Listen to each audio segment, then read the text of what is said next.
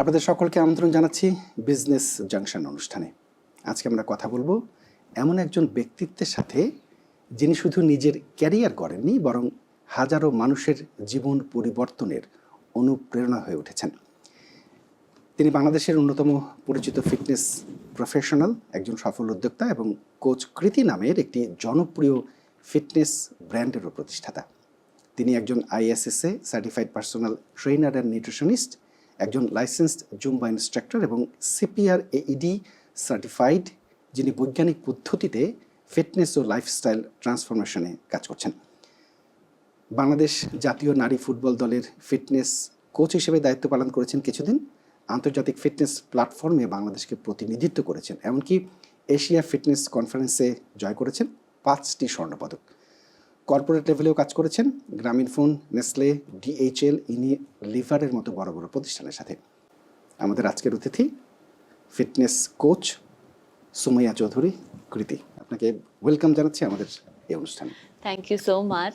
প্রথমে ঠিকানা টেলিভিশনকে এত সুন্দর একটা প্ল্যাটফর্মে আপনারা এত সুন্দর করে ইন্টারভিউগুলো করেন, মানুষজন জানতেও পারছে আপনাদের সম্পর্কে, নতুন নতুন বিভিন্ন যারা বিজনেস করে। সো আমি খুবই আন্তরিকভাবে ধন্যবাদ জানাচ্ছি ঠিকানা টেলিভিশন এবং আপনাকে যে আমাকে এরকম ভাবে ইনভাইট করে নিয়ে আসার জন্য। আমি আপনাকে আসলে রেগুলার ফলো করি। আচ্ছা আচ্ছা, মানে আপনি বলতে পারেন যে যে কাইন্ড অফ ফ্যান আপনার। প্রতিদিনের পোস্টগুলো মানে আমি বলবো যে ইন্সপিরেশনের জন্য কিন্তু অসাধারণ। আলহামদুলিল্লাহ, ব্লেস, আলহামদুলিল্লাহ, খুব ভালো লাগলো। আরেকটি বিষয়, জি, আপনার নামটা খুব চমৎকার, কৃতি। এই নামটা কার দেয়া? আচ্ছা, আমার এই নামটা অফকোর্স আমার ফ্যামিলি থেকে দেওয়া, কিন্তু আমার ফুল নাম হচ্ছে সুমাইয়া চৌধুরী কৃতিকা। আর যেহেতু আমি বাংলাদেশে যখন আমার ব্র্যান্ডটাকে এস্টাবলিশ করেছিলাম, সো আমার কৃতিকা নামটা ডাকতে একটু সবার মুখে আটকাতো। তো তখন আমি আর আমার টিম, আমাদের মার্কেটিং টিম মিলে বসে আমরা ডিসাইড করলাম কি করা যায়। সো আমার হাজবেন্ড তখন ডিসাইড করলো এটাকে কোচ কৃতি বলি, কারণ ও আমাকে কৃতিকার শর্ট ফর্মে ডাকতো কৃতি। ওকে ওকে। সো ওর থেকে এই নামটা আসা, যে কৃতি যেহেতু আমাকে ভালোবেসে ডাকতো, সো তখন এটা আমার ব্র্যান্ড হয়ে গেল কোচ কৃতি। রাইট, যে কৃতি মানে আপনি একজন কৃতি, আসলে মানে কি বলে এটাকে, নামের সাথে আপনার একদম সমস্ত কর্মকাণ্ডের কিন্তু একটা অসাধারণ মিল রয়েছে, কারণ আপনি সকল ক্ষেত্রেই কৃতিত্ব অর্জন করেছেন। কৃতিকা, আলহামদুলিল্লাহ। আপনার একেবারে শৈশবটা কেমন ছিল? মানে একেবারে ছোটবেলা থেকে কি আপনি এরকম একটু খেলাধুলা টাইপ অফ মেয়ে ছিলেন কিনা? আমি জাস্ট ওই জায়গাটা জানতে চাচ্ছি আর কি। এইটা আমাকে এখন সবাই দেখলে ভাবে যে আমি হয়তোবা একটু স্পোর্টি ছিলাম, কিন্তু টু বি অনেস্টলি একেবারে যদি আমি সত্য কথা বলি আপনাকে বা দর্শকও যদি জানে, আমি একেবারে এরকম ছিলাম না। আমি একদম ডিফারেন্ট একটা পার্সন ছিলাম। ছোটবেলা থেকে আমি শান্তশিষ্ট ছিলাম। আমি অনেক জায়গায় বলেছি, অনেকে বিশ্বাসও করে না। আমি যেহেতু একটা জয়েন্ট ফ্যামিলিতে বড় হয়েছি, তো আমি একদম মার, মামি, খালা যারা থাকেন সবার আঁচলের নিচে বড় হয়েছি। আমি কখনো কথা যে বলতে পারি এটাও কেউ বিলিভ করবে না। ওখান থেকে আসলে আমার জার্নি। অ্যান্ড হ্যাঁ, অনেক কিছু করার অনেক স্বপ্ন ছিল মেয়েদের জন্য, যেহেতু আমি অনেক মেয়েদের মাঝখানে বড় হয়েছি। বাট ছোটবেলায় আমি অনেক শান্তশিষ্ট ছিলাম, যেটা এখন একেবারে আমার ভিতরে নেই। মানে আপনার তো একেবারে মানে ফ্যামিলি সাপোর্টটা তো সবসময় ডিফারেন্ট ছিল। জি জি, আপনার এই জার্নিতে, কারণ আপনাদের তো অসাধারণ একটা জার্নি রয়েছে আপনার। জি, ফুটবল এবং ফিটনেস এই দুই জার্নির শুরুটা আসলে কিভাবে হলো যদি একটু বলেন আর কি। ফুটবলটা আমার লাইফে অনেক পরে এসেছে, যখন আমি অলরেডি এস্টাবলিশ হয়ে গেছি। আমার ব্র্যান্ডটাকে, যেহেতু আমি জুম্বা নিয়ে পড়াশোনা করেছি, লাইসেন্স নিয়েছি, তারপর আমি আইএসএসএ নিয়ে পড়াশোনা করেছি, নিউট্রিশন নিয়ে পড়াশোনা করেছি আইএসএসএ থেকে, এখান থেকে নিউ ইয়র্ক থেকে।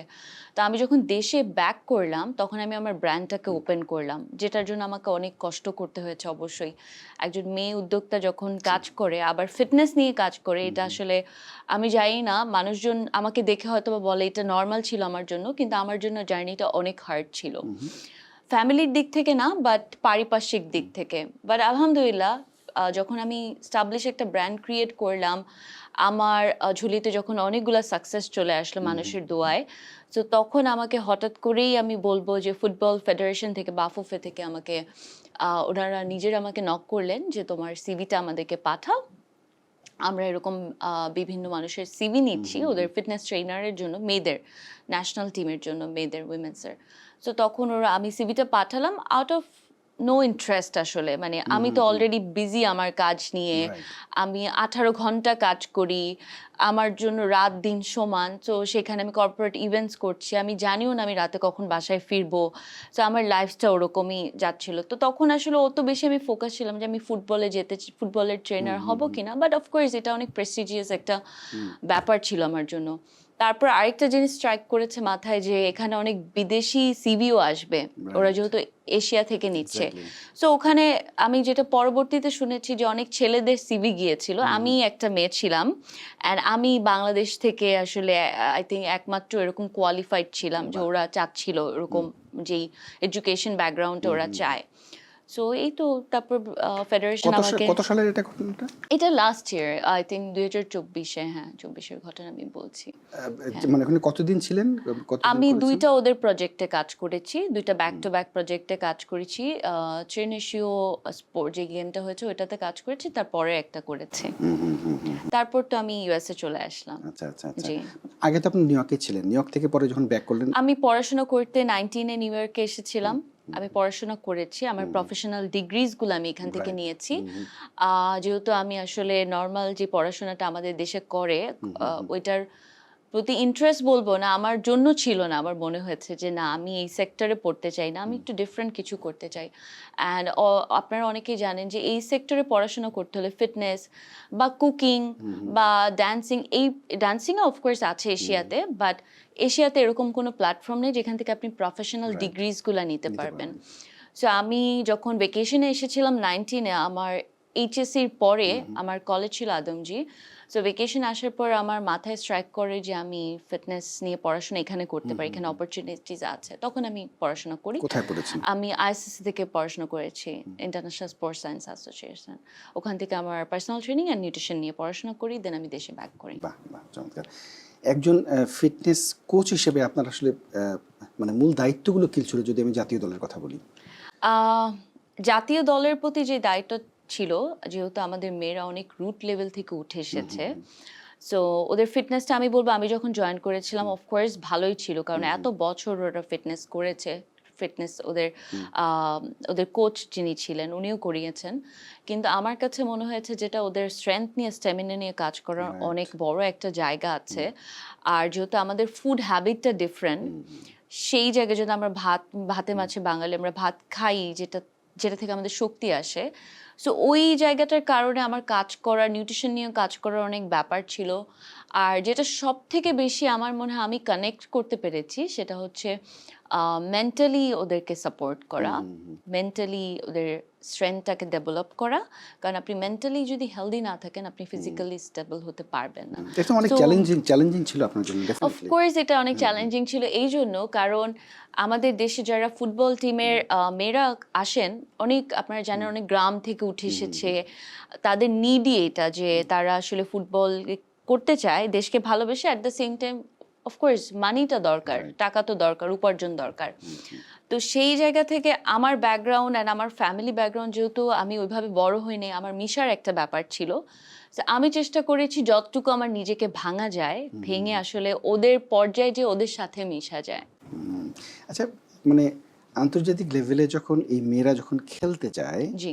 যখন খেলতে, তখন আসলে ওদের স্ট্রেংথের কাছে এদেরকে খুবই দুর্বল টাইপ অফ, একটু আমরা যেটা ফিল করি আর কি, আপনি যে কথাগুলো বললেন আর কি, আপনার কি মনে হয় যে কোন কোন জায়গাটাতে আসলে বেশি মানে উন্নতিটা দরকার, না আমাদের মেয়েরাও যেন মানে সেই সমস্ত চ্যালেঞ্জগুলো নিয়ে ওদের সাথেও যেন মানে পাল্লা দিয়ে চলতে পারে? প্রথমত বলবো যে আমাদের দেশের যেই এনভায়রনমেন্টটা আছে, এটা তো অবশ্যই একটা পারফেক্ট এনভায়রনমেন্ট না। এটা আমরা সবাই, এটা তো আমাদের করার কিছু নাই। কিন্তু ওরা যে ফ্যাসিলিটিসগুলো পায়, আপনি যদি দেখেন এশিয়ার মধ্যেই অন্য অন্য দেশগুলা দেখেন, যে ফ্যাসিলিটিসগুলো পায় আমাদের মেয়েরা সেগুলো পায় না। আবার পার্শ্ববর্তী কোনো দেশে যদি আপনি তাকান, আমি যদি বলি ইন্ডিয়ার কথা, ওরা কিন্তু আমাদের থেকে অত ভালো পাচ্ছে না, রাইট? আমরা অনেক ভালো জিনিসপত্র পাচ্ছি, টেকনিক্যালি সাউন্ড আমরা, বা আমরা সাপোর্ট পাচ্ছি, আমরা একটা কাপড় পাচ্ছি, জুতা পাচ্ছি, আমাদের স্পন্সর আছে। ইন্ডিয়াতে কিন্তু আমরা লাস্ট এশিয়া এএফসি যেটা হলো অস্ট্রেলিয়াতে, ওখানে আপনারা অনেক অনেক কিছু শুনেছি আমরা, Right, রাইট? right, অনেক হ্যাঁ। নিউজ আমরা পেয়েছি।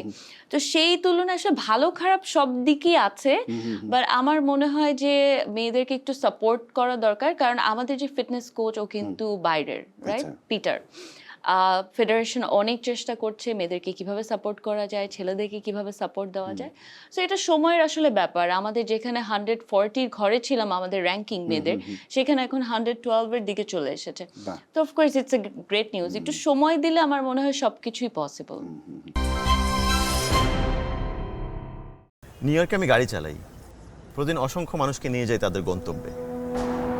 ছোটবেলায় বাবা মা অনেক কষ্ট করে আমাদের বড় করেছেন। এখন আমি আমেরিকায় থাকি, কিন্তু চাইতাম যে ঢাকায় তাদের একটা নিজস্ব ঘর হোক। এখানে থেকে ঢাকায় ফাইন্যান্স করা অনেক কমপ্লিকেটেড, কিন্তু ফ্রেমওয়ার্ক ফাইন্যান্স দেখিয়েছে ব্যাপারটা কত সহজ হতে পারে। ঢাকায় এখন বাবা মার আছে নিজস্ব একটা বাড়ি, তারা সেখানে থাকেন, আর এটা বিরাট একটা শান্তি আমার জন্য। প্রবাস থেকে নিশ্চিন্তে বাড়ি কিনুন দেশে। এই প্রথম আপনার ইউএসএ ক্রেডিট কোয়ালিফিকেশন দিয়ে বাংলাদেশে ফাইন্যান্স করতে পারবেন আপনার স্বপ্নের ফ্ল্যাট। Framework finance.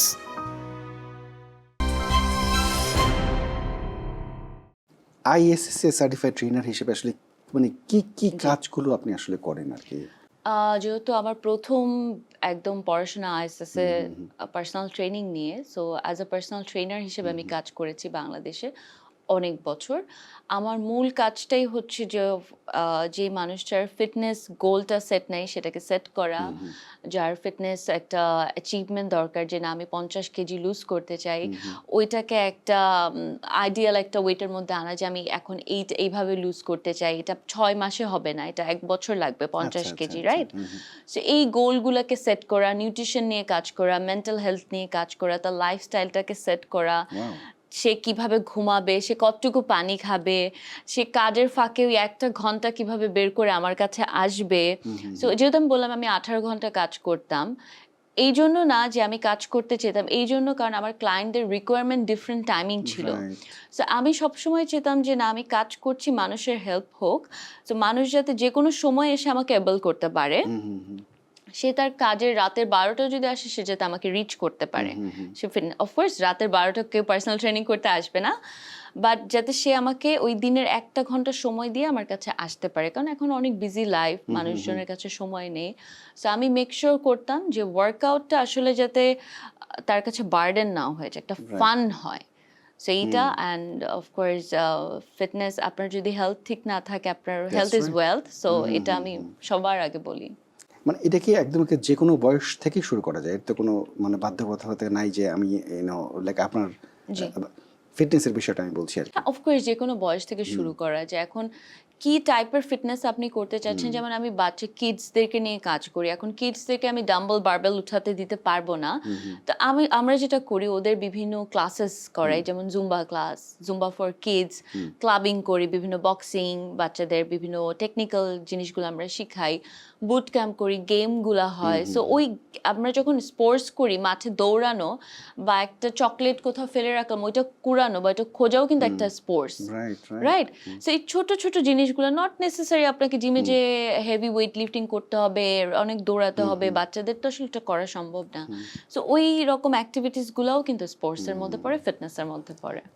আসলে একদম ফিটনেসের সাথে বোধহয় জড়িত যে মানসিক হেলথ যেটা আপনি বললেন সেটা, তারপরে জাস্ট মানে নিউট্রিশনটা আর কি, ডায়েট, মানে ডায়েটটা আমি কিভাবে করব, মানে একজন নিউট্রিশনিস্ট হিসেবে আপনি আসলে ডায়েট প্ল্যানটা কিভাবে করেন? মানে লাইক এটা বলা একটু ডিফিকাল্ট হবে, কারণ ম্যান টু ম্যান আসলে নিউট্রিশন Vary করে। প্যাটার্নটা Right, ভ্যারি করে। right, right. একটা 15 বছরের মেয়েকে আমি যেরকম নিউট্রিশন প্ল্যান দিব, ওর যেরকম প্রোটিন দরকার, কার্ব দরকার, মিনারেলস দরকার, অবশ্যই একজন 60 বছরের যিনি আছেন মহিলা বা পুরুষ, তাকে আমি একই দিতে পারবো না।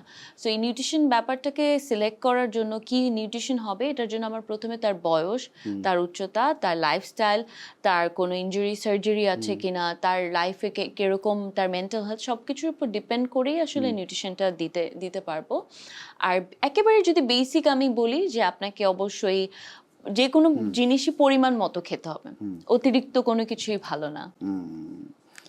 জুম্বা ইনস্ট্রাক্টর হিসেবে আপনার একদম একটা ব্যাপক, মানে আমি বলবো যে জনপ্রিয় আপনি আর কি, সোশ্যাল মিডিয়া যদি কেউ আপনাকে ফলো করে। এই জুম্বা ইনস্ট্রাক্টর হিসেবে আপনার এই যে মানে মুভ করাটা, এই অভিজ্ঞতাটা যদি একটু শেয়ার করেন। ওকে। সো এইটা আমি যেহেতু বললাম যে আইএসএস আমার প্রথম degree personal training and nutritionist. তারপর আমি যখন দেশে কাজ করা শুরু করলাম বা দেশে কাজ করার আমি ইচ্ছা প্রকাশ করলাম, সো তখন আমার মাথায় আসলো যে আমি মানুষজন আসলে জিমে আসতে অভ্যস্ত না।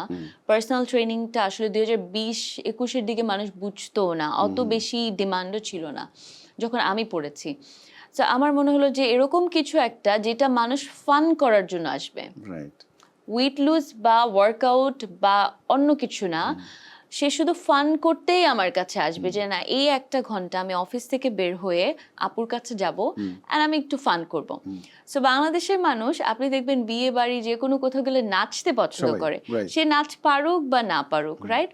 আর জুম্বা ফিটনেস এমন একটা প্রোগ্রাম যেটা দেখতে পুরাপুরি নাচের মতো লাগে, বাট আমরা মাসল ধরে ধরে কাজ করি যাতে করে আপনার ফ্যাট লুজ হয়, বডি টোন্ড হয়, আপনার স্ট্যামিনা ডেভেলপ হয়, স্ট্রেংথ ডেভেলপ হয়, অলসো মেন্টাল হেলথও ডেভেলপ হয়। সো আমার তখন মনে হলো যে এটাই একটা ফিটনেস প্রোগ্রাম যেটা বাংলাদেশের মানুষ একদম বাংলা ভাষায় যদি বলি খাবে। তো তখন আমরা ডিসাইড করলাম কি করা যায়। তো আমি তখন এটা নিয়ে পড়াশোনা স্টার্ট করলাম আর 1 বছরের মধ্যে আমি আমার লাইসেন্সটাও নিয়ে নিলাম।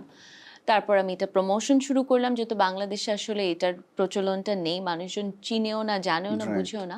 সো আমরা প্রমোশন স্টার্ট করলাম, অনেক প্রমোশন করতে করতে তো আমার ফার্স্ট যখন ট্রায়াল ক্লাস দিলাম আমরা একটা, ওখানে প্রায় 175 জন মানুষ আসে। ওয়াও।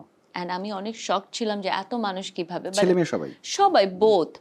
তো তখন ওখান থেকে আমরা 2টা ব্যাচে 30 জন করে নিলাম। আমার একটা প্ল্যান ছিল যে আল্লাহ একটা ব্যাচে 20 জন যাতে আসে, আই এম হ্যাপি। বাট আমি দেখলাম যে না, অনেক রেসপন্স, 175 ইটস হিউজ। তো তখন 60 জনকে আমরা এরকম স্লট দিতে পারলাম, কারণ স্পেসেরও একটা ব্যাপার আছে, আপনি জায়গা দিতে পারবেন না। তো তখন আমরা এতজন মানুষকে নিলাম, শুরু করলাম, তারপরে জুম্বা কুইন হয়ে গেলাম বাংলাদেশে। তো এইটা আসলে আমার জন্য অনেক বড়। অ্যান্ড বেশিরভাগ মানুষই আমার কাছে আসতো জুম্বা করে স্ট্রেস রিলিফ করার জন্য। হ্যাঁ, কারণ একদম করে যারা জিম করতে চায় না তাদের জন্য তো আসলে জুম্বাটা তো অনেক বেশি কার্যকর। অনেক ভালো, ফান জি, করছি এবং জি। একই সাথে এক্সারসাইজ করছি। আপনি একটা জুম্বা সেশনে প্রায় 1000 ক্যালোরি লুজ করছেন। Wow. So it's huge. Right right right right right right. আচ্ছা, মানে বাংলাদেশের মেয়েদের জন্য স্পোর্টস বা ফিটনেস তো অবশ্যই গুরুত্বপূর্ণ, যেটা আমরা একটু আগে আলোচনা করলাম আর কি। আপনার জায়গা থেকে যদি মানে কোনো সাজেশন থাকে আর কি, মানে যদি একটু শেয়ার করেন। প্রথমত আমি বলবো যে আমরা সবাই আসলে ফিটনেসের প্রতি খুবই অনীহা, আমাদের খাওয়া দাওয়ার প্রতি অনীহা। আমাকে আমার নিজের ফ্রেন্ডসরা বা ফ্যামিলি মেম্বাররা অনেকে বলে যে এত ফিটনেস করে কি লাভ হবে, বা আমরা টাকা ইনকাম করি তো খাওয়ার জন্যই। হ্যাঁ, মানে আমার কাছে মনে হয় যে মানুষ টাকা ইনকাম করে মানে বেঁচে থাকে খাওয়ার জন্য, রাইট। বাট আমি খাই হচ্ছি বাঁচার জন্য আসলে। হ্যাঁ, আমার Right, পার্সপেক্টিভে that's right, বলছি, আমি that's right. খাই বাঁচার জন্য আর তারা বেঁচে থাকে খাওয়ার জন্য। যদি অডিয়েন্স বুঝতে পারে কথাটাকে আমি গুছিয়ে বলতে পারছি কিনা। বাট আমার কাছে মনে হয় যে আপনার হেলথ হচ্ছে আপনার ওয়েলথ প্রথমত। সো আপনার ফিট থাকলে, ফিট মানে কি, মানে আপনাকে এরকম না যে একেবারে আপনার ওয়েট কমায় আমার পজিশনে আসতে হবে, বাট হ্যাঁ এরকম একটা ওজন ক্যারি করতে হবে যেটা আপনি কমফোর্টেবল, আপনার হাঁসফাঁস লাগবে না, আপনার খারাপ লাগবে না, আপনার মনে হবে না আচ্ছা আমার দম বন্ধ হয়ে যাচ্ছে 5 মিনিট হাঁটার পরে আপনার আমি শেষ, এখন তো আমার গাড়ি চালাতে হবে। এখানে অনেকে আছে নিউ ইয়র্কে যারা গাড়ি ছাড়া হাঁটতেও পারে না। আমি জানি না আপনি কানেক্ট করতে পারবেন কিনা আমাকে, আমার নিজের রিলেটিভরা না গাড়ি না বের করলে তো এখানে হেঁটেই যেতে পারবো না পাশে। মানে বুঝতে পেরেছেন হাঁটার প্রতি যে একেবারেই না। অনীহাটা, টায়ার্ডনেস। তো এইটা আমার মনে হয় যে এই জিনিসটা খুব ইম্পর্টেন্ট, আপনার নিজেকে সুস্থ রাখা। কারণ আপনার যখন একটা বডি ওয়েটটা পারফেক্ট থাকবে তখন কিন্তু আপনার কোনো রোগ ব্যাধি হবে না, এটা ছোটবেলায় আমরা শিখেছি। আরেকটা হচ্ছে লুকের একটা ব্যাপার আছে। ট্রু। মানুষ দেখুক বা না দেখুক, আপনি মিররে আপনাকে দেখেন, নো ডাউট। আপনি কালো হন, সাদা হন, হোয়াট এভার ইউ আর, মোটা হন, চিকন, আপনি নিজেকে কিন্তু দেখেন। আর একটা মানুষ নিজেকে দেখে যখন মিররে সুন্দর লাগে, সে অটোমেটিক কিন্তু ভিতর থেকে গ্লো করে। Right, হ্যাঁ, right, right, তার চমৎকার। কনফিডেন্স লেভেলটা বেড়ে যায়। তো আমার মনে হয় যে এটা খুবই ইম্পর্টেন্ট। মানুষ অনেক রকম অজুহাত দেয় বাংলাদেশে, প্লাস এখানেও আমি বলবো যে না বাচ্চা হওয়ার পরে করতে পারছি না। আবার ছেলেরা বলে যে এখন তো বিয়ে হয়ে গেছে, এখন তো কাজের চাকরিতে প্রেশার আছে, করতে পারতেছে না। বাট আমার মনে হয় যে এটা করা এই জন্য উচিত যে আপনি নিজেকে সুস্থ রাখতে চান। কারণ স্লোগানটা আপনি জি, মানে আপনি যে স্লোগানটা একটু আগে বললেন যে বাঁচার জন্য আমরা খাই, রাইট? জি, বাঁচার জন্য খাই, জি। অনেকে খাওয়ার খাওয়ার জন্য বাঁচি না। বাঁচে, খাওয়ার জন্য বাঁচি খাওয়ার না। জন্য অনেকে বাঁচে, হ্যাঁ, হ্যাঁ। কিন্তু যদি মানে আমরা আমি বাঁচতেই চাই, আমি খাবো দেখে, রাইট, আমার আসলে যতটুকু দরকার আমার, ততটুকুই হ্যাঁ মানে যতটুকু প্রোটিন দরকার, যতটুকু কার্ব দরকার, কার্ব দরকার, জি, ততটুকু খাবো, জি, ওর বেশি না আর কি। হ্যাঁ, মানে ফানের জন্য না, মানে জীবনের জন্য, বেঁচে থাকার জন্য, জি, তাহলে হয়তো বেঁচে পেশাটা থাকার এরকম জন্য। হয়। তাহলে আপনি সুস্থভাবে বাঁচতে Exactly. পারবেন। প্রতিবার যখন দেশে যাই হোটেলে থাকতে হয়, নিজের দেশে নিজেকে মনে হয় যেন অতিথি। আর আমি সবসময় ভাবতাম ঢাকায় যদি আমাদের নিজেদের একটা ফ্ল্যাট হতো কত ভালো হতো। কিন্তু ইউএসএ বসে ফাইন্যান্সিং করা তো অসম্ভব। ফ্রেমওয়ার্ক ফাইন্যান্স আমাদের কাজটাকে সহজ করে দিয়েছে। শুধুমাত্র সোশ্যাল সিকিউরিটি নাম্বার আর ক্রেডিট স্কোর দিয়ে সম্ভব। আর এখন ঢাকায় আমাদের নিজেদের একটা ফ্ল্যাট আছে। এখন আর হোটেলের চার দেয়ালে থাকতে হচ্ছে না। এটা শুধুমাত্র সম্ভব হয়েছে ফ্রেমওয়ার্ক ফাইন্যান্সের কারণে। প্রবাস থেকে নিশ্চিন্তে বাড়ি কিনুন দেশে। এই প্রথম আপনার ইউএসএ ক্রেডিট কোয়ালিফিকেশন দিয়ে বাংলাদেশে ফাইন্যান্স করতে পারবেন আপনার স্বপ্নের ফ্ল্যাট। Framework finance. আপনার রেগুলার রুটিনটা কি একটু যদি শেয়ার করেন, কারণ আমরা আমরা আপনার কাছ থেকে একটু জানি আসলে আর কি। আপনার রুটিনটা শেয়ার করেন। আচ্ছা, এই রুটিনটা খুবই একদম কি বলবো, এটা সাদামাটা একটা রুটিন, Okay. একদম ডাল ভাত একটা রুটিন। আমি সকালে খুব আর্লি উঠতে পছন্দ করি, যেহেতু চেষ্টা করি নামাজ পড়তে আসি যখনই পারি, কাজ না থাকলে।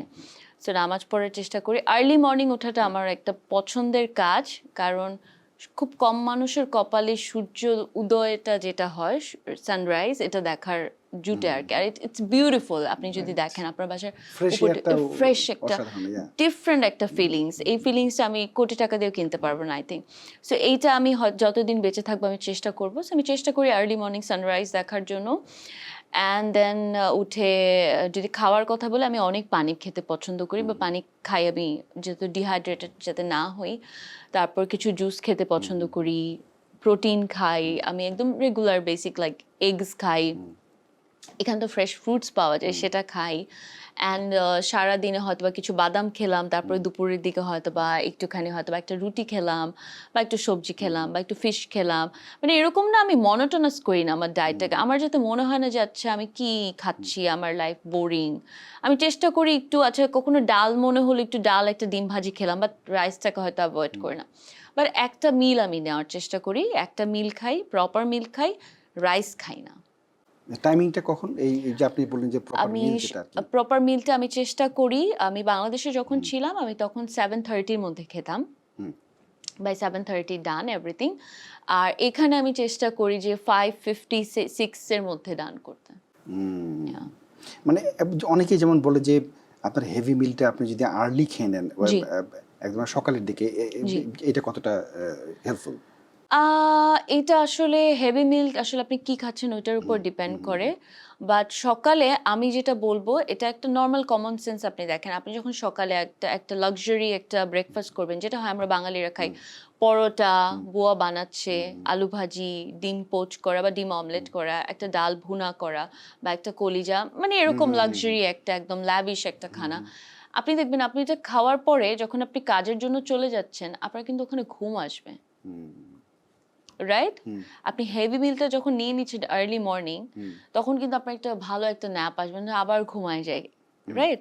সো ওইটা আমরা চাই না। আমরা সকালবেলা একদম লাইট খেতে চাই। একটা আপনি ব্ল্যাক কফি খেতে পারেন, যেটা আপনার লিভারের জন্য অনেক ভালো। রেগুলার যদি কেউ 2টা ব্ল্যাক কফি খায়, 2 কাপ ব্ল্যাক কফি খায়, সো আমি এটা প্রেফার করি সবাইকেই। আর হচ্ছে আপনার মিলটা লাইট রেখে আপনি সন্ধ্যার মধ্যে একটা হেভি মিল খান। বাট হ্যাঁ, হেভি মিলটা অবশ্যই ভোরে ভাত না, অল্প একটু রাইস, ওটা হেভি আসলে কাউন্ট হয় না, কারণ আপনি তো ঘুমাবেন রাত 10টায়।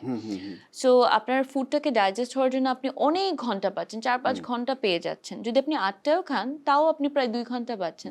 অলরেডি আপনার ফুড প্রপারলি ডাইজেস্ট হয়ে গেছে। আপনি আসলে কি ধরনের ওয়ার্কআউট করেন? মানে লাইক এভরিডে? আমি ওয়েট লিফটিং, জুম্বা তো প্রতিদিনই করেন অলমোস্ট, জি। মানে যখন সেশনগুলো থাকে, সেশনগুলো আপনি আপনার থাকে। জন্য কি করেন সেটা যদি? জুম্বাটা আমি আমার স্ট্রেস রিলিভের জন্য করি, আমার ভাল লাগে, এটা একদমই আমার নিজের জন্য করি। আর অফকোর্স যখন ক্লায়েন্টসরা থাকে তখন তো করি, তখন এটা আরো ফান। আর যেটা আমি করি একেবারে আমি সিম্পল, অনেকেই ভাবে যে আমি অনেক হেভি লিফটিং, আমি হেভি লিফটিং একেবারেই পছন্দ করি না, যে অনেক ওয়েট জিমে যেটা আপনারা দেখেন ভিডিওসে যে মানুষজন ওয়েট নিচ্ছে, এটা একেবারে আমি পছন্দ করি না। আমি বড় জোর 5 থেকে 10 কেজি ওজন লিফট করি, খুবই মিনিমাম আসলে মাসলকে পাম্প করার জন্য বা মাসল রেপিটেশন বাড়ানোর জন্য। বাট আমি একেবারে লাইট ওয়েট করি, আমার বডিতে যেই ওয়েটটা আছে ওইটা দিয়ে আমি ওয়ার্কআউট করার চেষ্টা করি, একদম ফ্রি হ্যান্ড ওয়ার্কআউট করি। আর পিলাটেস করতে আমি খুব পছন্দ করি, যেটা মেয়েদের বডি টোন করে। Right right right right. মানে আপনি নিউ ইয়র্কে কি জাস্ট আপনার মানে আপনি যাদেরকে ট্রেন করান তারা কি আপনার যে একদম একটা পার্সোনাল ক্লায়েন্ট, নাকি আপনি কোনো প্রতিষ্ঠানের সাথে কাজ করছেন? নিউ ইয়র্কে আমি যেহেতু রিসেন্টলি একেবারে মুভ করলাম, কয়েক মাস হলো, জাস্ট 7-8 মাসের মতো হচ্ছে আর কি, একেবারে খুবই অল্প সময় হয়েছে।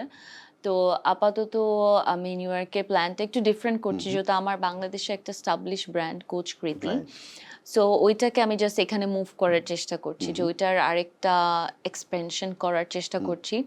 আমি যখন লাস্ট ইয়ার আসলাম, আমি এই অরল্যান্ডোতে আসলাম জুম্বাকে রিপ্রেজেন্ট করতে, এশিয়ার 6টা দেশকে আমি রিপ্রেজেন্ট করতে এখানে এসেছিলাম। ফেয়ার ছিল? হ্যাঁ, অরল্যান্ডোতে জেডকম আমাদের জুম্বা কনফারেন্স হয়েছিল। সো আমি যেহেতু সাউথ ইস্ট এশিয়ার ভলান্টিয়ার হিসেবে কাজ করি, সো আমি আরো 5টা দেশকে রিপ্রেজেন্ট করতে এসেছি, আমার ওই রেসপন্সিবিলিটি পেয়েছিলাম।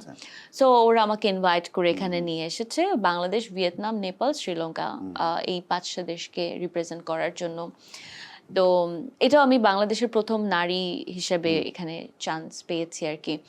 সো আমি যখন এখানে আসলাম 2024-এ আমি কনফারেন্সটা, তখন আমাকে অনেকে এখানে নিউ ইয়র্কে আসলাম, তো অনেকে আমাকে বলছিল যে আমাদের এখানে এরকম কেউ নাই, অনেক জিম আছে নিউ ইয়র্কে, যেহেতু ফিটনেসেরই একটা হাব, অনেক জিম আছে, বাট বাঙালি এশিয়ান কমিউনিটিটাতে আমি দেখলাম, যেটা নেপালিও যদি বলি আমরা, ইন্ডিয়ান পাকিস্তানি কমিউনিটি, আমি যেটা দেখলাম যে ওনারা আসলে এরকম কোনো ফিমেল কাউকে পাচ্ছে না যার সাথে আন্তরিকতার সাথে 2টা মিনিট কথা বলে উনি ওনার প্রবলেমগুলো বলতে পারবে। হ্যাঁ, বা হয় না যে আপনি বিদেশির সাথে অত কমফোর্টেবল হবেন না, একজন দেশি একটা মেয়ের সাথে যদি আপনি কথা বলেন, ইউ ফিল কমফোর্টেবল, আপনি আপনার মাদার ল্যাঙ্গুয়েজে কথা বলতেছেন, আপনি আপনার ভাব প্রকাশ করতে পারছেন। আর মোটামুটি সবাই আমার ব্যাপারে যেহেতু জানে, আলহামদুলিল্লাহ, সো সবাই আমাকে বলেছে যে কেন তুমি এখানে মুভ করছো না, আমরা তাহলে একটা কমিউনিটি তোমার কাছে করব, অ্যান্ড আমাদেরও ভালো লাগবে তুমি যেহেতু ওইটাকে এখানে আনো। সো আমি অনেকবার এরকম কথা শুনেছি। তো এই বছর আমার মনে হলো যে না, আমার এবার মুভ করা উচিত, আমার নিজের বিজনেসের জন্য। আমি আমার ব্র্যান্ডটাকে আসলে ইন্টারন্যাশনালি কাজ করতে চাই, অ্যান্ড সব থেকে বড়, আমি কখন আসলে আমার ক্যারিয়ারকে বাড়াতে চাই, এই জন্য আমি কখনোই কাজ করি না আসলে। আমি জানি না, আপনি শুরুতেই বলছিলেন, সো এইটা আমি সবসময় কাজ করেছি যে মেয়েদের যাতে কিছু ভালো আমি দিতে পারি। আমার যে কমিউনিটি, বাংলাদেশের যে মানুষ আছে বা আরও 5টা যে দেশ আছে যাদের রেসপন্সিবিলিটি আমার কাঁধে আছে, তো আমি এই কমিউনিটিটাকে যাতে সার্ভ করতে পারি। সাউথ এশিয়ান কমিউনিটি কথা এক্স্যাক্টলি। সো এই জন্য আসলে এইবার আমার নিজের ব্র্যান্ডটা নিয়ে নিউ ইয়র্কে আসা, যে না, আমি নিউ ইয়র্কে যে কমিউনিটিটা আছে এদেরকে এবার সার্ভ করতে চাই, এদের সাথে আমি মিশতে চাই, এদেরকে আমি অনেক কিছু দিতে চাই। যে কি করছেন আসলে, মানে জাস্ট কোথাও ইনভলভ অলরেডি হয়েছেন? আমি আপাতত কোথাও ইনভলভ হইনি, বাট ইন ফিউচার আমি আমার ব্র্যান্ড নিয়ে এখন জাস্ট আমরা প্রিপারেশন নিচ্ছি যে আমরা কিভাবে কি করব বা কোথায় আমরা লোকেটেড করতে চাচ্ছি। অ্যান্ড আমার সব থেকে বড় যেটা মাথায় প্ল্যান আছে, যে আমরা নিউ ইয়র্ক কখনোই ঘুমায় না, এটা আমরা শুনেছি। তো আমারও এটাই প্ল্যান যে আমার যে স্টুডিওটা হবে, ফিটনেস স্টুডিওটা, অফকোর্স নাম কোচ কৃতি NYC হবে। সো এটাকে এরকম ভাবে রেডি করা যে এটা রাত দিন 24 ঘন্টা খোলা থাকবে, যে কেউ তার কমফোর্টেবল টাইমে এসে সার্ভিস নিতে পারবে, পার্সোনাল ট্রেনিং করতে পারবে। আমার একটা স্কেডিউল তো অবশ্যই থাকবে, কারণ সারাদিন তো আসলে আমরা সংসারও করি। সো ওই স্কেডিউল অনুযায়ী যাতে মানুষজন আসে অ্যান্ড আমার থেকে সার্ভিসটা নেয়। অ্যান্ড আরও বাঙালি মেয়েরা যারা, আমি শুনেছি, আমাকে অনেকে বলছিল যে এখানে বাঙালি ওরকম কোনো মেয়ে নাই যে ফিটনেস ট্রেনার বা ফিটনেস নিয়ে কাজ করছে। সো আমার প্ল্যান আছে, বাংলাদেশে অনেকে আমাকে ফলো করেছে বা অনেকে ইন্সপায়ার হয়ে ফিটনেসে পড়াশোনা করেছে। সো এইখানে যেহেতু অপরচুনিটিস আছে, বাঙালি 1-2টা মেয়েও যদি আমাকে দেখে ইন্সপায়ার হয়, এই প্রফেশনটাকে নিজের প্রফেশন করতে চায়, মোস্ট ওয়েলকাম, আমি ট্রেন করতে রাজি আছি। তারপর হয়তো বা ওদেরও একটা জায়গা হলো, সো ওরা আমার কোম্পানিতে কাজ করলো, সেরকম একটা প্ল্যান আছে আর কি। Close the deal. Let me know. All right? Okay. Bye-bye. বাংলাদেশে রিয়েল এস্টেট মার্কেট কত দ্রুত বাড়ছে সেটা আমি সবসময় ফলো করতাম, চাইতাম দেশে ইনভেস্ট করতে, কিন্তু আমেরিকান সিটিজেন হয়ে বাংলাদেশে ফাইন্যান্সিং পাওয়াটা কঠিন। সেই রাস্তাটাকে সহজ করে দিয়েছে ফ্রেমওয়ার্ক ফাইন্যান্স। আপনারা যারা দেশকে ভালোবাসেন, দেশে ইনভেস্ট করতে চান, framework finance is the right choice. প্রবাস থেকে নিশ্চিন্তে বাড়ি কিনুন দেশে। এই প্রথম আপনার ইউএসএ ক্রেডিট কোয়ালিফিকেশন দিয়ে বাংলাদেশে ফাইন্যান্স করতে পারবেন আপনার স্বপ্নের ফ্ল্যাট। Framework finance. ফ্যামিলির কথা বললেন, ফ্যামিলি নিয়ে জি। যদি শুনি। ফ্যামিলি এখন সবাই আলহামদুলিল্লাহ ভালো আছে। আমি আর আমার হাজব্যান্ড মুভ করলাম এখানে। তো আমার হাজব্যান্ডের ইচ্ছা ছিল যেখানে আমরা মুভ করি, ওর সব সময় কথা হচ্ছে যে তুমি ইউ ডিজার্ভ মোর। আমি যখন বাংলাদেশে ছিলাম ও সবসময় বলতো যে তুমি আরো বড় প্ল্যাটফর্ম ডিজার্ভ করো, সো তোমার আরো নিজের বিজনেসটাকে আরো বড় করা উচিত, ইন্টারন্যাশনালি তোমাকে এটাকে বড় করা উচিত। সেও কি সেই- ফিটনেস কাইন্ড অফ স্টাফের সাথে ইনভলভ নাকি? No, no, no, no, no. আপনি আমার হাজবেন্ডকে দেখেছেন একটা ইভেন্টে, ওকে ওকে। তো ও একদমই ফিটনেসের সাথে না, একদম ফিটনেসের সাথে ও রিলেটেড না, বাট ওর ফিটনেস বিজনেস ছিল বাংলাদেশে। ওর একটা জিমকে ওন করতো। He is a business guy, okay okay okay. Business person, ও মার্কেটিং পার্সন আসলে। সো ওর আসলে আমার সেক্টরের সাথে কোনো রিলেশন নেই, বাট যেহেতু আমাদের এত বছর একসাথে আমরা থাকি, ও আসলে ফিটনেস সম্পর্কে অনেক কিছুই জানে। সাপোর্টটা সবচেয়ে যে ইম্পর্টেন্ট আসলে, যেটা জি। আপনি যে সবসময় পান আর কি। জি। আপনি কি কোনো মিল চিট করেন? আই মিন লাইক অনেকে হয় না যে মানে আজকে একটু ইচ্ছা হলো একটু আইসক্রিম খেলাম, আজকে একটু ইচ্ছা হলো একটু হেভি করে খেলাম, মানে এরকম কি চিটিংটা করেন আপনি আপনি নিজের সাথে? এভরিডে চিটিং করি, এভরিডে চিটিং করি। ওকে, এভরিডে চিটিং করি বলতে হচ্ছে যে আমি আমার ফুডটাকে এনজয় করি এখন। ছোটবেলা থেকে আমি কিন্তু অনেক, আমাকে দেখেছে কিনা, আমি ছোটবেলা থেকেও অনেক বেশি আমি মডেলিং করতাম, সো আমি ফিটই ছিলাম আলহামদুলিল্লাহ, আর আমি মেনটেন করতাম আমার ফিটনেসটাকে। তো ফুড, আমি হেলদি ফুড, ক্লিন ফুড খেতে পছন্দ করি, বাট হ্যাঁ চিট আমি করি। কখনো যদি আমার মনে হয় যে আমি একটু ফুচকা খাবো এই জ্যাকসন হাইটসে দাঁড়িয়ে, তো আমি খাই। দেন আমি জানি যে এই যে ফুচকাটা খেলাম এটার ক্যালোরি কতটুকু, ওই হিসেবটা মাথায় থাকে? এই হিসাবটা আমার মাথায় আছে। সো আমি এটাকে যে বার্ন করে ফেলি। আমি যেটা করি আমার ক্লায়েন্টদেরকেও বলি যে তুমি চিট করো, সমস্যা নেই, উইকলি 2 দিন চিট করো, 3 দিন চিট করো, ওকে ফাইন, তার বেশি যেও না আবার। হ্যাঁ, ব্যালেন্সটা যেন হয়, ব্যালেন্সটা পরবর্তীতে, যেটা। right? কিন্তু চিট করার পরে আমার কাছে এসে বলো যে আমি চিট করলাম, যে না আপু আমি এই চিটটা করলাম, আইসক্রিম খেয়ে ফেলছি, বা আমার হাজবেন্ডের সাথে আমি রাত্রেবেলা ঘুরতে গেলাম, মুভি দেখতে গেলাম, ওখানে এতগুলো পপকর্ন খেয়ে ফেলছি, বা একটা বার্গার খেয়ে ফেলছি। হ্যাঁ, তখন আপনার প্ল্যানটা আপনি একটু চেঞ্জ করতে পারেন। এক্স্যাক্টলি, তখন আমি আমার মাথার মধ্যে প্ল্যান থাকবে যে আচ্ছা একটা বার্গারে 300-400 ক্যালোরিজ থাকে, সো আমি ওকে আজকে এই ট্রেনিংটা না এই ট্রেনিংটা করাবো, এইভাবে করাবো, পরের দিনের ডায়েটটা একটু চেঞ্জ করে দিব। সো এটা খুবই ইম্পর্টেন্ট। আরেকটা এটা আপনার, আমি যেটা বিলিভ করি আপনার যে রুহু আছে, আমরা আমাদের বডিটা আল্লাহ আমাদেরকে গিফট করেছেন, রাইট? সো এই বডিটাকে আপনি কষ্ট দিতে পারবেন না। অ্যাট দ্য সেম টাইম আপনার রুহুতে একটা ইচ্ছা হয় না আমার এটা খেতে মন চাচ্ছে, তো ওই জিনিসটা আপনি খান, বাট পোর্শনটা কমায় দেন। রাইট। বাট আপনার মেন্টালি আপনি বুঝলেন যে আমি জিনিসটা খেলাম, ইউ ফিল গুড, যে না আমার এরকম না যে আমি খেতে পারবো না, আমি খেতে পারবো, বাট পরিমাণটা কমাই দিয়ে খাবো, অ্যান্ড পরের দিন আমি আমার ট্রেনারকে বলবো যে আমি খেয়ে ফেলছি। আর আপনি যেটা জানতে চাচ্ছেন আমি চিট করি কিনা, আমি চিট করি, বাট এখন আসলে চিট করতে আর ভাল লাগে না, কারণ এত কষ্ট করে যখন আপনি একটা রেজাল্ট পাবেন, আপনি যখন আপনার বডিটাকে ডেভেলপ করবেন, তারপরে তখন আপনার অটোমেটিক ভিতর থেকে আসবে যে না আমি এই দুধ চাটা খাবো না, আমি সুগারটা খাবো না, আমি চকলেটটা খাবো না, চিপসটা খাবো না, আমি পাশে যে আমার প্রপার মিলটা মজা করে খাবো। আমার পরিচিত অনেকের মধ্যে দেখেছি হয়তো একটু আইসক্রিম খেলো বা একটু হেভি খাওয়া খেলো, জি, পরে হয়তো 1-1.5 ঘন্টা হয়তো সেই আফসোসটা করছে কেন খেলাম আর খাবো না, পরে দেখা গেছে যে আরেকটা পার্টিতে আবার ঠিকই খাচ্ছে আর কি, কিন্তু আফসোসটা আবার ঠিকই এইটা করছে। একটা আপনি খুব সুন্দর, আমার মনে হয় অডিয়েন্স আমাদেরকে একটু এটা খুব ভালো একটা জিনিস বলেছেন, আমার ভালো লাগলো। সো অনেকে খাওয়ার পরে আফসোস করে, রাইট। হ্যাঁ হ্যাঁ, এইটা করা যাবে না। ওকে। তুমি যদি খেয়ে ফেলো, যখন আফসোস করবে, এই যে তুমি মজা করে খেলা, এটার টেস্টটা থাকবে না, এক্স্যাক্টলি। তোমার গিলটি হবে, and তুমি খাওয়াটাকে এনজয় করতে পারলে না।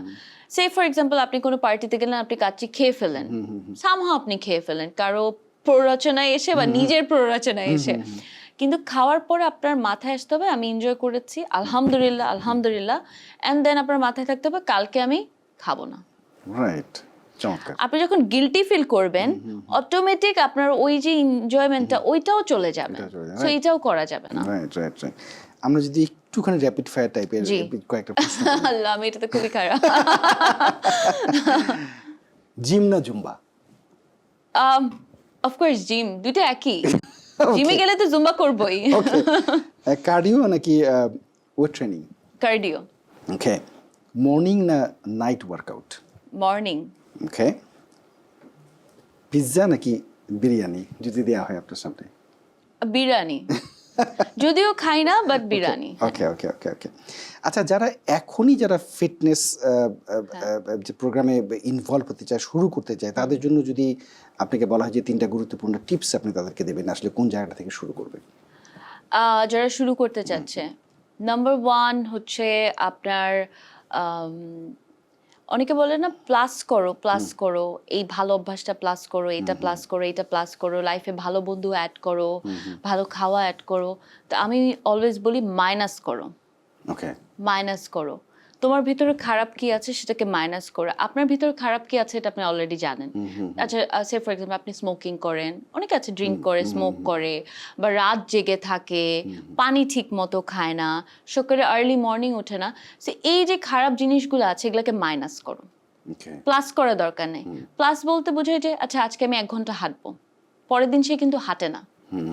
সো ওই প্লাস করার থেকে তুমি মাইনাস করে যে না আজকে আমি আর্লি ঘুমাবো, আজকে আমি আর্লি উঠবো, আজকে আমি পানি 3 লিটার খাবো, আজকে আমি ছেলেদের জন্য বলি, যেহেতু আমি ছেলেদের সাথেও কাজ করি, ছেলেদের 1 প্যাকেট সিগারেটে 20টার মতো থাকে আই থিঙ্ক। তো আজকে আমি 1 প্যাকেট খাবো না, হাফ প্যাকেট খাবো, কারণ ফার্স্ট ডেতে আপনি একেবারে সিগারেট ছাড়তে পারবেন না। রাইট, এটা হিউম্যান সাইকোলজি, আপনার বডি ওটাকে ক্রেভ করবে। সো আপনি প্ল্যান করেন আচ্ছা আমি আজকে 2টা কম খাবো, পারবেন আপনি। সো এই ছোট ছোট মাইনাসগুলা একদিন আপনার লাইফে প্লাসটা, মানে হয় না যে আপনি মাইনাস করতে খারাপ চলে যে ভালোটাই থেকে যাবে, Right. অটোমেটিক কিন্তু প্লাস হচ্ছে, আপনি দেখেন। That's true, Right? That's right. So এই জিনিসগুলা নাম্বার 1 এটা, প্লাস মাইনাস করো, প্লাস করো না। চমৎকার। আর নাম্বার 3 হচ্ছে যে যেটাই করেন ফিটনেস, সেটা অফকোর্স আপনি কারো কাছে পার্সোনাল ট্রেনিং করেন, জিমে যান বা হাঁটেন, এই জিনিসগুলো করা উচিত, কিছু একটা অ্যাক্টিভিটিস করা উচিত। আরেকটা বলবো যে fitness and mental health connected. So আপনার মেন্টাল হেলথের জন্য 1 ঘন্টা সপ্তাহে 1 ঘন্টা অ্যাটলিস্ট নিজের সাথে সময় কাটান। আচ্ছা আচ্ছা, নিজের সাথে কোথাও একটা, যেরকম এখানে তো অনেক সুন্দর সুন্দর কফি শপ আছে, স্টারবাকস বা হোয়াট এভার, সো আপনি ওখানে যে ফোন ইউজ করবেন না, ফোনটাকে আপনি ব্যাগের মধ্যে রেখে দিবেন বা পকেটে রেখে দিবেন, একটা ব্ল্যাক কফি নেবেন, অফকোর্স ব্ল্যাক কফি নেবেন, অ্যান্ড দেন আপনি বাইরে তাকায় থাকবেন বা মানুষ দেখবেন, অ্যান্ড দেন আপনি রিয়েলাইজ করবেন যে আচ্ছা আপনার মেন্টালি আপনি কতটা ভালো আছেন, খারাপ আছেন, কারণ এই জিনিসগুলো খুব ইম্পর্টেন্ট। মানসিক প্রশান্তির যে জায়গাটা, মানসিক প্রশান্তি, আপনার গ্রেটফুল হওয়া, আপনি আপনার লাইফে কি অ্যাচিভ করলেন, কি করলেন না, সেই ছোট ছোট জিনিসগুলো আপনার রিয়ালাইজেশন হবে, আপনার ডিপ্রেশনটা কমবে, রাইট। কারণ ডিপ্রেশন নিয়ে আপনি কখনো ফিট হতে পারবেন না। বাহ, চমৎকার কথা সেই বলছেন। কয়েকটা জিনিস আমার মনে হয় সবার সবসময় মেনটেন করা উচিত। এই অনুষ্ঠানটা দেখবার পর কেউ যদি আপনার সাথে যোগাযোগ করতে চায়, মানে like as a personal trainer হিসেবে যদি আপনার সাথে কাজ করতে চায়, তাহলে আপনার সাথে যোগাযোগের মাধ্যমটা কি? আমার একটা ফেসবুক পেজ আছে যেটার নাম হচ্ছে কোচ কৃতি, ওকে, একটা পেজ, তো ওখানে গিয়ে নক করলেই হবে, আমার সাথে কানেক্ট হতে পারবে। বাহ বাহ, মানে জাস্ট মানে পার্সন টু পার্সন যেহেতু ভ্যারি করে, কারণ তখন এই টাইমিং এর বিষয়গুলো তো জি, আমরা কথা বলে Right, একটা right. ওনারা যদি কেউ আমার সাথে কাজ করতে চায় তার ফিটনেস নিয়ে, তখন উনি ফোন করবে, ওনার জন্য একটা অ্যাপয়েন্টমেন্ট সেট করা হবে, ওখান থেকে স্কেডিউল অনুযায়ী ওনার টাইমটাও আমরা মেনশন করবো যে উনি কখন ফ্রি আছে, তারপর ওই অ্যাপয়েন্টমেন্ট অনুযায়ী উনি আমার সাথে দেখা করতে পারবে, ইদার ফোন কল করতে পারবে, ভিডিও কল করতে পারবে, তারপর ওনার ব্যাপারে ডিটেলসগুলো আমাকে পাঠাবে, আমার যে যে ইনফরমেশনগুলো দরকার, অ্যান্ড দেন ওইটা দেখার পরে আমরা ডিসাইড করবো আমরা আমরা কিভাবে কাজ করতে চাই। অবশ্যই আমি প্রায়োরিটাইজ করব ওনার টাইমিং আর আমার টাইমিং যাতে মিলে, অ্যান্ড যাতে ওনার জন্য এটা বার্ডেন না হয়। হয় না যে ফিটনেসটাকে আপনি যদি এনজয় না করেন তখন কিন্তু আপনি একদিন 2 দিন 3 দিন আসবেন, আমি এরকম অনেক মানুষ দেখেছি যে টাকা দিয়ে আর আসে না। সো আমি মেক শিওর করি যে ওনার কনভিনিয়েন্ট টাইমে যাতে উনি আমার কাছে আসতে পারে, অ্যান্ড আসার পরে উনি যাতে একটা রিক্রিয়েশন পায়, উনি যাতে এনজয় করে। That's right, that's right.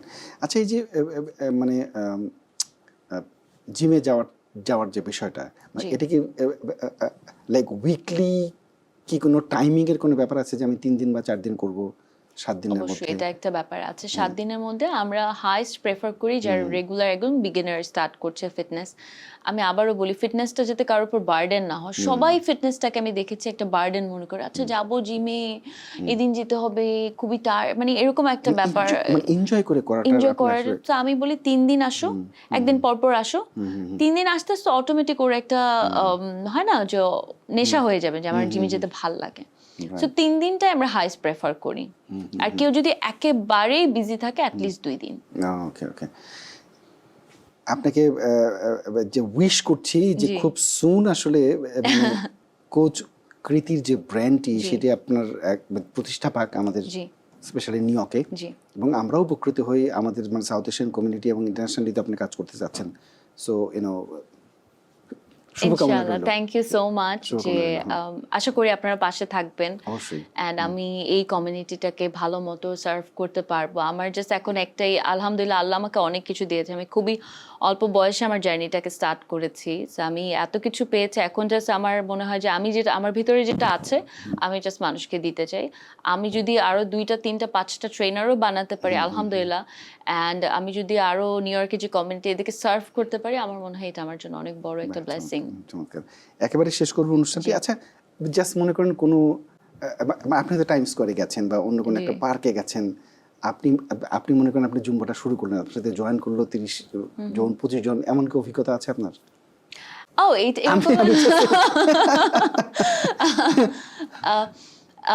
এরকম এরকম হয় নাই, বাট যেটা হয়েছে আমাকে ইনভাইট করে থাইল্যান্ডে, পাতায়াতে অ্যান্ড ফুকেটে, 2টা জায়গায় থাইল্যান্ডে 2023 সালে। তখন আমাকে ওরা কি করে বিচের পাশে এরকম জুম্বা করে। আচ্ছা। আমার প্রোফাইল অনেক ভিডিওস আছে, আমি আচ্ছা, আপনাকে আচ্ছা। পাঠিয়ে দিব আজকে। Sure, হ্যাঁ। সো ওরা কি করে ওরকম ওরা ওখানে দাঁড়িয়ে 3-4টা ট্রেনার ওরকম জুম্বা করে, তো আপনি যে মাঝখানে করতে পারবেন একদম ওপেন। তা আমাদের যেহেতু আমি ওদের ভলেন্টিয়ার করি, সো এই কয়েকটা দেশ আমার আন্ডারে, সো আমি তো জানি কোথায় কোথায় কোন ইভেন্টগুলো হয়, and ওদের সাথে যোগাযোগ কেমন হচ্ছে। তো তখন আমাকে ওরা ইনভাইট করলো যে আপু আপনি আসেন, আপনি একটা মিউজিক প্লে করবেন, জাস্ট একটা মিউজিকে আপনি পারফর্ম করবেন, অ্যান্ড আমরা রেকর্ড Join করবো। করে, হ্যাঁ, হ্যাঁ, তো okay. থাইল্যান্ডে হয় কি ওরা ওদের ল্যাঙ্গুয়েজে মিউজিকগুলো প্লে করে, বা আমরা ল্যাটিনে, আমরা জুম্বাটা ল্যাটিন মিউজিকে করাই আমরা, হ্যাঁ। সো আমি যেটা করলাম, আমি ওখানে যেয়ে হিন্দি মিউজিক প্লে করে দিলাম, হ্যাঁ, যেহেতু ওইগুলার বিট ডিফারেন্ট থাকে, ওইগুলো শুনে অনেক অবস্থা। আর ওখানে তো ট্যুরিস্ট সব এশিয়ান ট্যুরিস্ট, বাঙালি, ইন্ডিয়ান এরকম। তো আমরা একটু ভাংরা টাইপ মিউজিক প্লে করলাম। আমি জাস্ট দেখলাম সেকেন্ডের মধ্যে, আমি ওখানে 5-6 জন ছিল, সো ওখানে মিনিমাম 100 জন হয়ে গেছে, মানে আপনি কাউন্ট করতে পারবেন না, এত মানুষ হয়ে গেছে। সো এটা একটা ডিফারেন্ট এক্সপিরিয়েন্স ছিল। সেম পাতায়া তো ওরা আমাকে ইনভাইট করেছিল, সো ওদের একটা কমিউনিটি এসেছিল, ওদেরকে ওইটাও বিচের পাশে ছিল, সো ওইটা আমরা বিচের পাশে করিয়েছি। চমৎকার। আপনার সাথে আড্ডা দিয়ে খুবই ভালো লাগলো, কারণ একদম একটা শারীরিক এবং মানসিক যে একটা মানুষকে যে আসলে সুস্থ রাখতে পারে দীর্ঘদিন, একটা মানুষ বাঁচতে পারে যদি শৃঙ্খলার মধ্যে মানুষের জীবনটা মানুষ আনতে পারে আর কি। জি। আপনার সাথে কথা বলে সেই উৎসাহের জায়গাটাও আমি কিন্তু একটুখানি ফিল করলাম থ্যাংক আর ইউ। কি। বাঁচা মরা আসলে আল্লাহ সুবহানাহু তাআলার হাতে, সুস্থ হ্যাঁ, এটা থাকাটা, হায়াত মানুষ তা তো আল্লাহ, আমরা অবশ্যই। জানি না কার কতটুকু। আমি এখন ইন্টারভিউ দিয়ে মরেও যেতে পারি বের হওয়ার true, সময়, right? true, it could be anything. Cardiac arrest হতেই পারে, আপনারা জানেন না, অনেক অল্প বয়সে কার্ডিয়াক অ্যারেস্ট সুস্থ মানুষের হয়। বাট সুস্থভাবে বাঁচা, আপনি এই মুহূর্তটা বাঁচতেছেন, আপনি বসে আছেন, ইউ ফিল গুড যে না আমি হেলদি, আমি আরামসে বসে আছি, আমার কোনো ব্যাক পেন নাই, আমার কোনো ফ্রোজেন শোল্ডার নাই, আমার পায়ে নি পেন করে না, আমি গাড়ি ছাড়াও 10 মিনিট হাঁটতে পারবো। That is important. আপনি মিররটা বাসায় যখন আপনি মিররের সামনে দাঁড়াবেন, আপনি নিজেকে যে কোনো অবস্থায় আপনি দেখে বলবেন ও ওয়াও, Right, এটা ইম্পর্টেন্ট। Right, right. আপনাকে অনেক অনেক অনেক ধন্যবাদ। আবার অনুষ্ঠান শেষ করব, আবারও শুভকামনা জানিয়ে। কোচ কৃতির এই ব্র্যান্ডটি জি। আমরা সুন দেখতে পাচ্ছি, সেই আশা রাখছি। Thank you. ইনশাল্লাহ ইনশাল্লাহ আপনাকে thank thank you you, so অনেক মাচ ধন্যবাদ। অ্যান্ড থ্যাংক ইউ অডিয়েন্সদেরকেও ঠিকানা টেলিভিশন এত সুন্দর একটা প্রোগ্রাম উপহার দিচ্ছেন আপনারা। সবসময় দেখি আমি ভালো ভালো মানুষজন এখানে আসেন, শিখার অনেক কিছু আছে অ্যান্ড আমার জন্য অবশ্যই নিউ ইয়র্কে যারা রয়েছেন দেখছেন সবাই দোয়া করবেন। Thank you. থ্যাংক ইউ আপনাকে। Thank you. Thank you. স্বপ্ন যদি বড় হয় আর সেই স্বপ্নকে বাস্তবে রূপ দেওয়ার সাহস যদি থাকে, তাহলে কোনো বাধাই আমাদের থামাতে পারে না। কোচ কৃতি শুধু একজন ফিটনেস কোচ নন, তিনি একজন অনুপ্রেরণা, একজন পথপ্রদর্শক।